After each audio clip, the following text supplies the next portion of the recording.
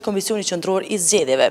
Për mënyrën se si janë zhvilluar ato që nga viti 2000, evoluimin, pastaj edhe përdorimin e teknologjive të reja, por edhe se sa të tilla janë mbajtur në Kosovë, unë afër vetes kam dhe zëdhënësin e këtij institucioni Valmir Elezin, me cilin do të flasim shkurtimisht për të pjesë. Zotri Elezi, si mbahen mend këto ndryshime dhe sa procese kanë kaluar në duart e Komisionit Qendror të Zgjedhjeve?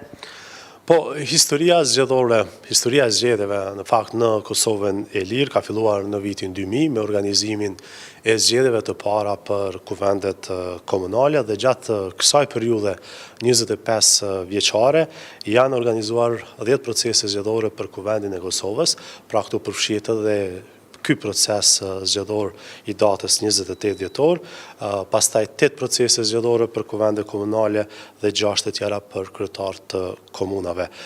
Zgjedhjet lokale për kryetarë të komunave dhe për kuvende komunale nga viti 2007 kanë filluar të organizohen njëkohësisht.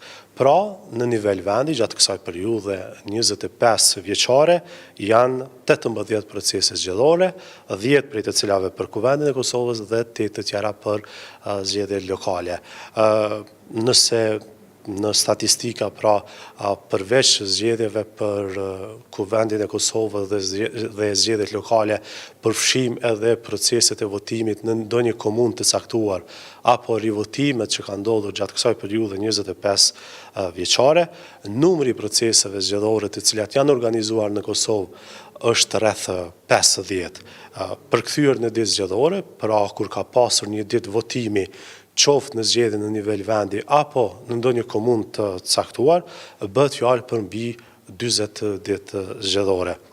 Disa nga këto procese zgjedhore kanë ndodhur në të njëjtën ditë. Për shembull, në vitin 2007, në të njëjtën ditë janë mbajtur 3 zgjedhje në nivel vendi për kuvendin e Kosovës, për kryetarët të komunave dhe për kuvende komunale. Pra pak a shumë këto janë statistikat e proceseve zgjedhore në vendin tonë gjatë kësaj periudhe 25 vjeçare. E kuptoj. Marr parasysh ditën e zgjedhjeve që normalisht ka punë më shumë, si nis dita në KQZ edhe se sa stresuese mund të jetë, themi ashtu, cila është faza në cilën keni më shumë presion, themi ashtu, edhe për ditur rezultatin, sepse e dim që qytetarët gjatë gjithë kohës thuajse janë duke bërë refresh të gjitha platformat. Procesi zgjedhore dallojnë njëri prej tjetrit. Nëse procesi zgjedhor është i rregullt, sigurisht se KQZ ka komoditet më shumë për faktin se ka më shumë ditë në dispozicion për të organizuar ata. Fjala vjen, zgjedhjet e nënshkurtit, KQZ ka pasur kohë më shumë se 5 muaj për organizimin e tij. Ndërkaq në këto zgjedhje, të cilat janë të parakohshme, kanë qenë vetëm 37 ditë në dispozicion të KQZ-s për të organizuar këtë proces zgjedhor, ndërkohë që aktivitetet mbesin të njëjta, pra që do të organizohen nga ana e KQZ-s. Pra sigurisht se proceset e zgjedhjeve pra të cilat janë të parakohshme apo të jashtëzakonshme janë më sfiduese sepse qindra aktivitetet duhet të kryhen brenda një periudhe kaq të shkurtër kohore. Gjatë kësaj periudhe 25 vjeçare, sigurisht se zgjedhjet kanë ndryshuar në vendin tonë, edhe sistemi zgjedhor po ashtu, deri në vitin 2007, zgjedhjet për kuvendin e Kosovës janë zhvilluar me lista të mbyllura, pastaj nga viti 2007 listat janë hapur, kjo do të thotë se qytetarët kanë pasur mundësi të përzgjedhin drejt për drejt kandidatët për deputet. Deri në vitin 2007 nuk ka pasur zgjedhje për kryetarët të komunave, por janë zhvilluar vetëm zgjedhje për kuvendet komunale, dhe nga viti 2007 do të thotë për herë të parë qytetarët kanë mundur të zgjedhin drejt për drejt të parin e komunës tyre. Përveç ndryshimit do të thotë sistemi zgjedhor, i cili po ashtu është zhvilluar dhe ka ndryshuar edhe gjatë viteve në vazhdim, dhe sidomos viteve të fundit me reformën zgjedhore e cila është përmbyllur gjatë vitit 2023, ka pasur ndryshime thelbësore, si sa i përket organizimit të brendshëm të procesit zgjedhor, por edhe sa i përket organizimit të votimit të jashtë Kosovës. Përveç këtyre fakteve, do të thotë aspekteve që ndërlidhen drejt për drejt me ligjin, pra me kuadrin ligjor me të cilin funksionon Komisioni Qendror i Zgjedhjeve, ka pasur edhe avancim në përdorimin e teknologjisë informative dhe shfrytëzimin e mundësive pra që ofron teknologjia informative. gjatë kësaj periudhe, sidomos viteve të fundit, shumë prej proceseve, prej operacioneve zgjedhore janë digitalizuar dhe nëse ta zëmë më herët subjektet politike është dashur të plotësojnë me 10 formular për kandidatet e tyre që është dashur të aplikojnë për të marrë pjesë në zgjedhje. Kësaj radhe kjo bërë shumë lehtë duke ngarkuar të dhënat në platformën elektronike të KSZ-s. Gjithashtu edhe mira vëzhgues që akreditohen në një proces zgjedhor, aplikimin e tyre mund ta bëjnë përmes platformës së KSZ-s. Dhe çka është edhe me rëndësi po ashtu, punësimet që realizohen viteve të fundit bën gjithashtu përmes platformës, aplikimi bëhet online, pa pasur nevojë që të plotësohen formulare të tjerë, dhe çka është lehtësuar shumë puna e KSZ-s në përdorimin e teknologjisë informative është regjistrimi votuesve jashtë Kosovës. Deri para vitit 2023, KSZ është dashur që të pranoj aplikimet e votuesve qoftë në fahun postar të KSZ-s apo dhe në faksin e KSZ-s, apo në emailat e KSZ-s. Kjo do të thotë se është dashur ta zëmë në një kohë kur kanë aplikuar 50.000 apo 100.000 aplikues, është dashur të shtypen me mira fletë në mënyrë që të të përgatiten aplikimet për secilin votues. Tashmë ka ndryshuar dhe aplikimi mund të bëhet përmes platformës elektronike dhe gjithashtu edhe shqyrtimi këtyre aplikime. Pra janë zhvillime të cilat janë bërë gjatë kësaj periudhe 25 vjeçare dhe natyrisht edhe viteve të fundit duke shfrytzuar këto dobi që ofron teknologjia informative. Dhe nëse nuk po zgjatem krejt e fundit sa i përket kësaj pjese, është një lehtësim shumë i madh. Përmes teknologjisë KSZ arrin që sot transmetojnë në kohë shumë të shpejtë rezultatet preliminare për subjektet politike nga vendvotimet, por kur janë në zgjedhjet lokale edhe rezultatet për kandidatët për kryetar të komunave. Me sa keni pas rastin të punoni në këtë institucion dhe e dini pak a shumë se cilat mund të kenë qenë sfidat, çka përmendet e nënvizuar si një sfidë më e madhe në cilin ka kaluar Komisioni Qendror i Zgjedhjeve? Unë personalisht jam në KSZ prej vitit 2013, vjeshtës e vitit 2013, dhe nëse flasim për shembull vetëm për këtë vit, pra 2025, janë 4 procese zgjedhore që organizon KSZ. Punën intenzive kemi filluar në gusht e vitit 2024 me organizimin e zgjedhjeve të rregullta për Kuvendin e Kosovës të datës 9 shkurt.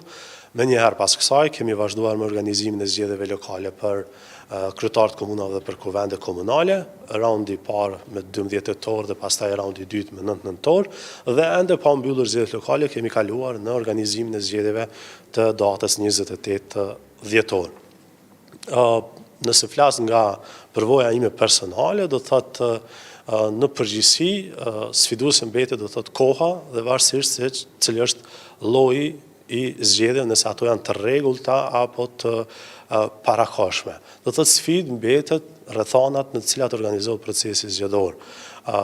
Kur zgjedhjet janë të rregullta, komoditeti i të gjithëve besoj është më i madh sepse për një aktivitet zgjedhor, për ta përfunduar atë, kemi disa javë apo muaj kohë për ta përmbyllur të gjithë aktivitetin.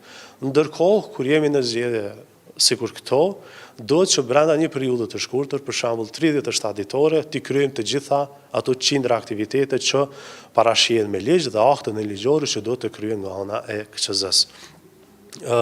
Nëse flasim për shembull për shërbimin votues që merret me regjistrimin e votuesve jashtë vendit, në zgjedhje të rregullta ka pasur kohë 120 ditë për të trajtuar aplikacionet që parashiten. Ndërkohë, në zgjedhjet e parakohshme, ky afat ka qenë nga 29 nëntori deri më 6 dhjetor dhe bëhet fjalë për më shumë se 80.000 aplikime që janë bërë gjatë kësaj periudhe të shkurtër kohore.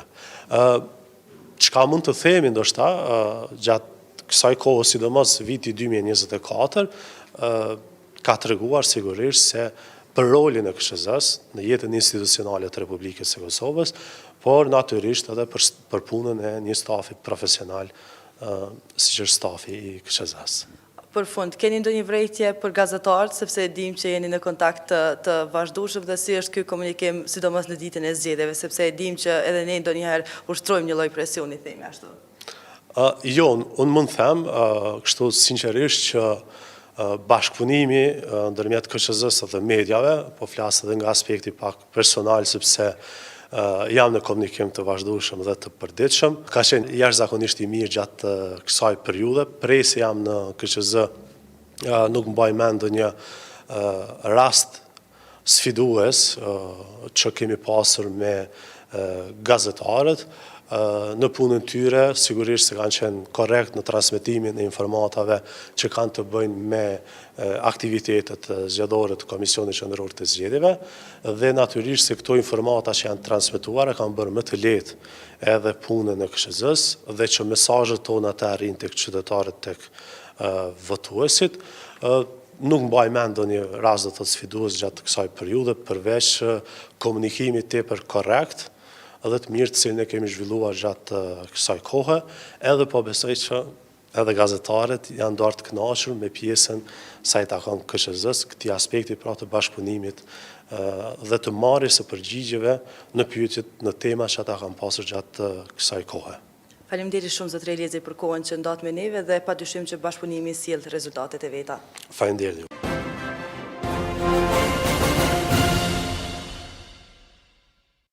Atëherë miq, rikthehemi e flasim për gjëra të tjera. Ishim me zotrin Valmir Eliezin nga KQZ, pra mbi 32% apo mbi 700.000 votues kanë dalë deri më tash, por në mesin e votuesve për të cilët kanë votuar deri më tash, nga qendra e votimit të Graçanicës thuhet se vret edhe një numër i madh i qytetarëve serb të zhvendosur nga Kosova, të cilët kanë ardhur për të votuar për votën të cilën ata e quajtën vot për mbjetesën e popullit serb në Kosovë. Po ashtu shteti i Serbisë përmes listës serbe ishte angazhuar edhe në zgjedhjet e kaluara ta bëjë një gjë të tillë, e cila pra tashmë ka ndodhur edhe në Graçanicë. Qytetarë të cilët nuk jetojnë në Kosovë dhe janë të komunitetit serb kanë ardhur ta shfrytëzojnë të drejtën e tyre të votës në vendin tonë. Ndërkohë, për të marrë konfirmimin në aspektin e sigurisë,